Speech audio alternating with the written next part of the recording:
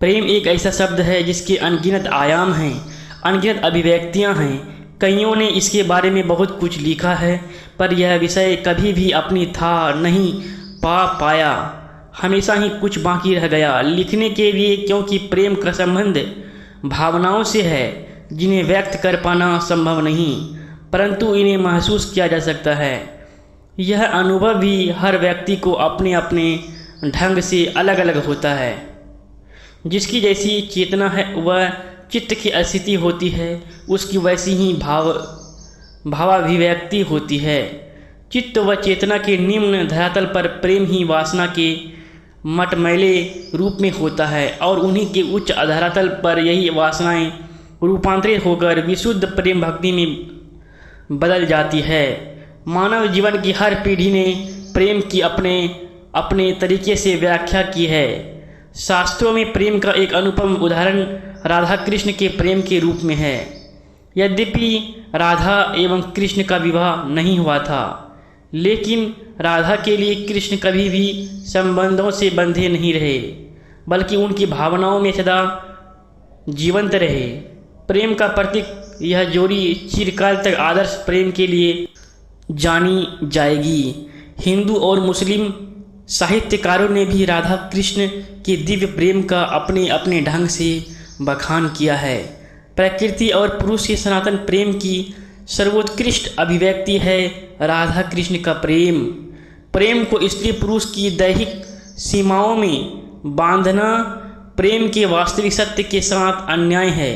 प्रेम को जब भी किसी सीमा में बांधा जाता है तो वह प्रेम नहीं रह जाता, बल्कि एक समझौते में बदल जाता है।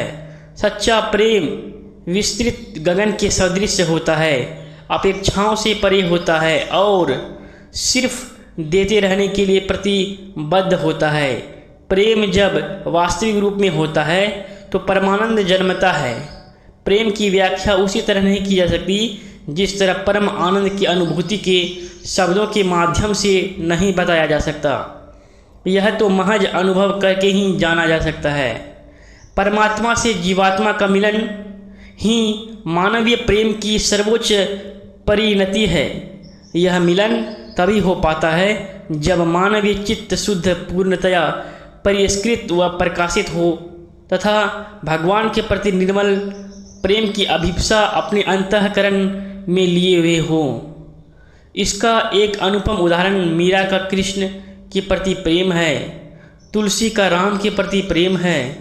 प्रेम के लिए स्त्री पुरुष मायने नहीं रखते, मायने रखती है केवल परिष्कृत भावनाएं। प्रेम का स्थूल शरीर की सीमाओं से भी कोई लेना देना नहीं है। इसी कारण सूरदास नेत्र विहीन होने पर भी अपने इष्ट भगवान कृष्ण की समस्त लीलाओं को अंतर मन में देख पाते थे और भाव भक्ति में डूबे रहते थे। प्रेम ईश्वर की तरह अनंत और अनादि है। प्रेम अपने आप में पूर्ण होता है और उसकी अभिव्यक्ति कभी शब्दों के द्वारा पूर्ण नहीं हो सकती, क्योंकि यह शब्दों से परे अनुभूति का सागर है, जिसकी था अनंत गहराई है, जिसकी विशालता की कोई सीमा नहीं है। इस विशाल अनुभूति के सागर में जो भी कभी डूबा वह कभी बाहर नहीं आ पाया और न उसने कभी बाहर आना चाहा। प्रेम की डोर बड़ी सुकोमल होती है, लेकिन जब मजबूत भी इतनी होती है कि वह ईश्वर तक को बांध सकती है। यदि देखा जाए तो प्रेम के कारण ही घर परिवार बसे रहते हैं। प्रेम के कारण ही कुटुंब पलता व विकसित होता है। युग ऋषि परम पूज्य गुरुदेव ने विशाल गायत्री परिवार का निर्माण इसी प्रेम की डोर से किया। उनका कहना था कि प्यार प्यार प्यार बस यही हमारा मंत्र है। इसी मंत्र की छां तले अखिल विश्व गायत्री परिवार आज भी फल फूल रहा है, सुपोषित हो रहा है। इस परिवार में कोई कहीं से भी आता है और जाता है, अपना ही परिवार पाता है, अपनापन पाता है। आत्मीयता अपनापन प्रेम का ही एक विस्तृत रूप है, जिसमें व्यक्ति अपनेपन का विस्तार करता है। प्रेम के बारे में दुनिया के लोगों की समझ तब तक अधूरी व अपूर्ण कही जाएगी जब तक वे प्रेम को पाना चाहेंगे, क्योंकि प्रेम पाने की कोशिशों से नहीं मिलता, यह तो हमेशा देने से ही प्राप्त होता है। प्रेम में देना ही पाने का नाम है। इस सत्य को जो भी जानते हैं वह अनुभव करते हैं, वे ही सच्चे प्रेमी हैं। प्रेम एक दान है, भिक्षा नहीं। प्रेम मांग नहीं, भेंट है। प्रेम किसी भिखारी की तरह रिक्तता नहीं, बल्कि सम्राट की तरह ऐश्वर्यपूर्ण होने का एहसास है।